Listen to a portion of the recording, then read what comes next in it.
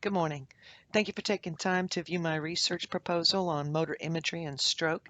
In this presentation, you'll see there's been a considerable amount of research and history in various areas of motor imagery, but nothing could be found for this specific group, this focus group of stroke victims, particularly people over 65 who fit two criteria, one of which is motor skill impairment, and the other is motor skill impairment with visual issues as a result of stroke. So this study adds a little bit of a different twist, and it helps to expand our understanding of this little 3-pound marvel that we call the human brain. So let's get started, shall we? So why this particular topic? Well, God tells us that we need to care for and respect our elders. In the book of Psalms, King David tells us to care for the elderly and not to forsake them. Paul teaches us not to rebuke or admonish our elders, but to embrace them as mothers, fathers, teachers. There's so much social emphasis and study always directed towards young people. Our elders need our consideration and our respect. We are required by God's word to do what we can to improve the quality of their lives, hence this study. So what does the term motor imagery actually mean? Well, back in the day, it was kind of referred to as visualization, and it's a technique that's been used in sports psychology and other areas for a very long time. Visualization essentially means using one's imagination to visualize an outcome, such as everything involved in pitching the perfect baseball game or throwing the perfect touchdown pass, and the steps needed to achieve that outcome. Sometimes visualization can be kinetic and sometimes not. Sometimes it could be about perspective or attitude modification. Now, motor imagery is a specific isolated aspect of visualization. It essentially is the mental stimulation of a particular body part movement as part of an overall visualization therapy.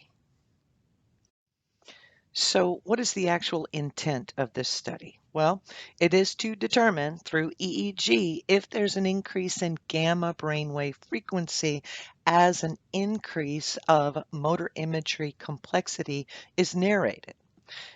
The group criteria must be a stroke victim, over 65, motor skill impairment, or motor skill impairment coupled with stroke-related visual impairment.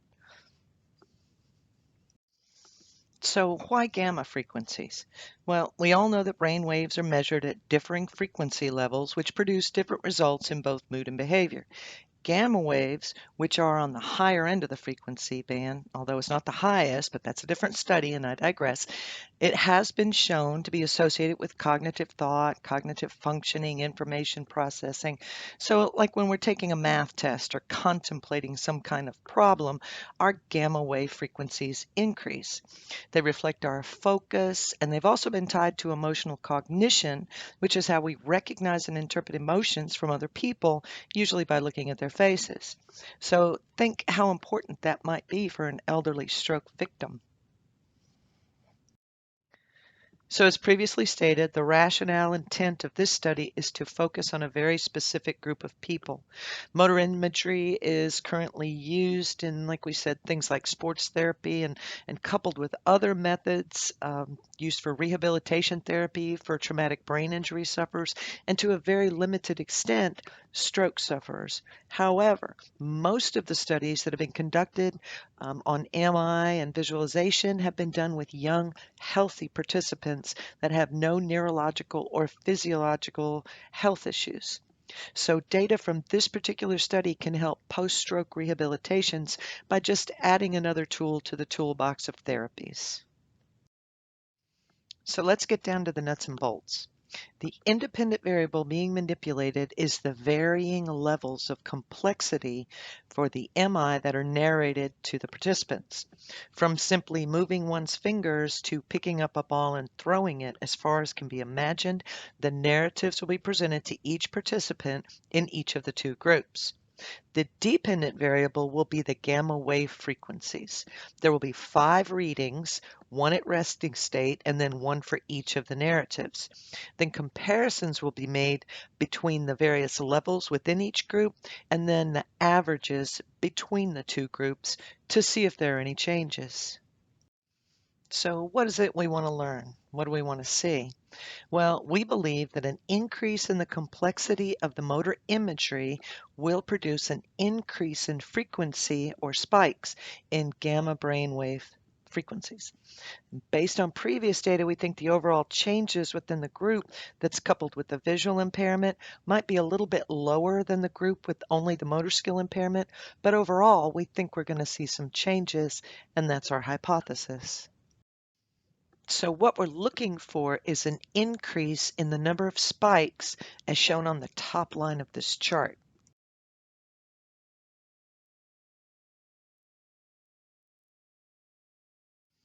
The closer those spikes are together, the higher the frequency in gamma waves, and that indicates an increase in cognitive activity during the differing levels of the motor imagery narrative. So aside from the previously stated criteria, there's a few more participant limitations we need to ensure. We need about 112 people who are free from psychotropic medication, no psychiatric issues. They fluently understand English so that they can understand the narratives that are being presented, 65 and older with the ability to provide informed consent and an understanding of the technology that we'll be using so that it doesn't become intimidating. So we will need just a couple of things for our study. First of all is the DSI wearable sensing EEG headset, which we'll look at in just a minute. An instrument called a functional independence measurement. Basically, this gauges a level of independence and mobility after someone suffered some kind of neurological damage or traumatic brain injury or stroke. Narratives for each of the four levels of motor imagery complexity, some software, and a laptop with Microsoft Excel and file encryption capability. And just in case you've never seen one, this is the DSI-24 we'll be using for the study. Now you see why the understanding of technology caveat was added to the participants list. This device, just looking at it, can be extremely intimidating. So for the basic design, this study will be a quasi-experimental study because of the non-random assignments of the participants, and we just want to see if the gamma wave frequencies change as a result of the increased complexity of the motor imagery narratives. Above all, the comfort and security of our participants is paramount throughout this entire study. These are our elders, so they will be afforded the highest amount of respect and comfort throughout the entire testing procedure. Dimly lit room, comfortable seating. We will fit them with the DSI-24, and throughout this entire process, if they have any questions, they are highly encouraged to ask. Once all the testing is done, we will collect and analyze the data, see if we have actually proven our hypothesis, and present the findings. So in case you're interested in learning anything more about motor imagery and its clinical application, this is a very interesting piece that was published this past April on MI application and the use of transcranial magnetic stimulation. Just in case you're interested, take a screenshot and look it up. Enjoy. I want to thank you for your time and consideration, and I hope you enjoyed the information that I presented. May God bless and keep you always. Thanks again.